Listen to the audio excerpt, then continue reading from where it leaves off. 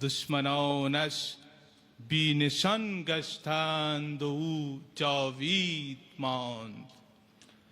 دشمنانش بی نشان گشتند و او جاوید ماند. از تبار نور از جنس شهیدان بود امام. جرأت اظهار حق باید از او آموختن. جرأت اظهار حق باید از او آموختن. بحر تقوی ابر رحمت کوه ایمان بود امام.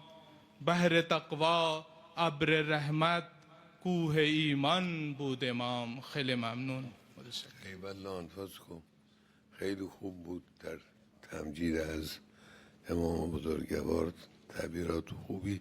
مهم اینه که کسی که زبان مادریش فارسی نیست، فارسی به این شسته رفتگی بتونه شعر بگه. حالا فارسی حرف زدن یه حرفه، فارسی شعر گفتن یه حرفه.